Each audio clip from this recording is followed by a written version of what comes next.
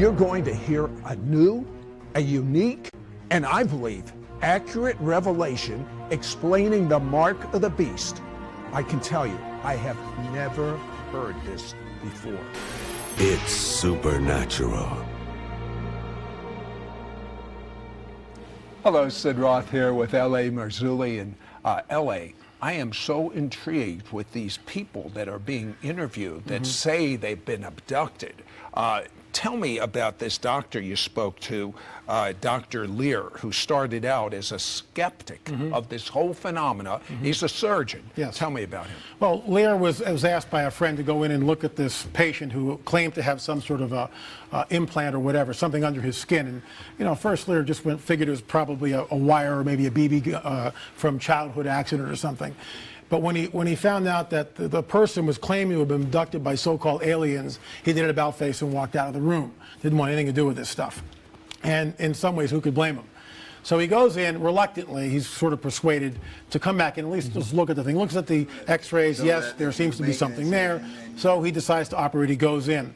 And to his absolute astonishment, what he discovers is a very small metallic implant. But over this implant, and this is obviously a magnification, I'll use my fist, is a secretion, a membrane of some sort. And he takes his scalpel and he tries to cut this membrane and he can't cut it. He then takes a forceps and goes in and yanks this thing out. And it comes out sometimes, he's done 16 of these things since, but it comes out sometimes in 2 or 3 pieces. What he's discovered is when you take these things out and you put them in a petri dish of the patient's blood, and you just let them, and the pieces are, let's say, separated by a half an inch or an inch, come back 24, 48 hours later, the pieces have tried to assemble themselves. How is that possible?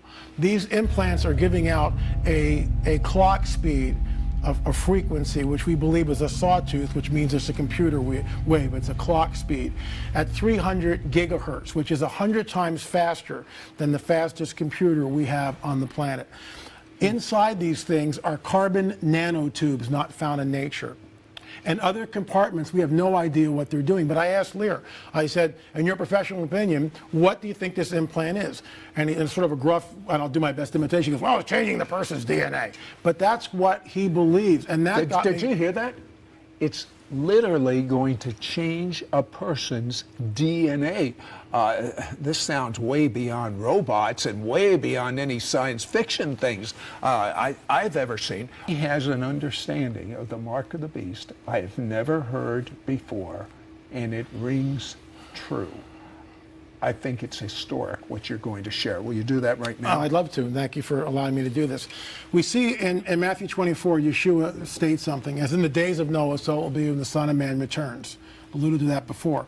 What differentiates those days are the presence of the fallen angels. But there's also some other dynamics in that passage which we overlook. One of them in particular is the length of lifespan. 5, 6, 7, 900 years old people lived, and I believe that's literal. They lived to 900 years or older, okay?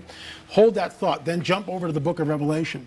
It says, and we all get this one, that anyone who takes this mark will not be able to buy, sell, or trade. That's an easy one, right? But then we find out that anyone who takes this mark, whatever this thing is, grievous sores will appear over the body.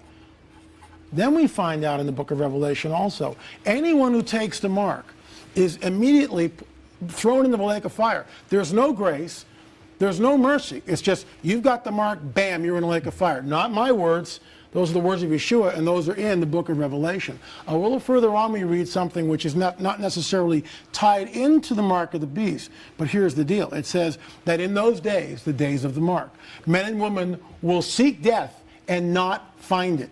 How can that possibly be? I've held the chip from Dr. Lear in my hand. I've asked him point blank, what is this thing doing? It's changing the DNA.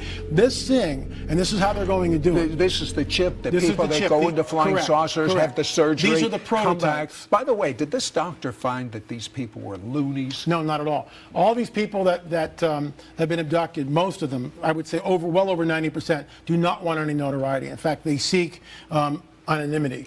And when they scan this thing, not only will have its medical records, but it will change and correct your DNA. That's what we'll be told. So in other words, you'll live longer, I You'll guess. live to 500 years disease-free. Whoa. All this All this. So who's going to say no? Only That's my point. someone that Exactly. knows the Lord. Exactly. Only. And you can see why they'd be enemies of the, Absolutely. of the We'd world. be looked at as Neanderthals. How can you possibly believe in this ridiculous mythos of a Judeo-Christian God? Why not just take this mark and live disease-free for 500 years? It sounds like a great deal. And I've held it in my hand, and this is what I think it's coming, and it's the only thing which fulfills all that criteria which we just spoke about that's found in the book of Revelation.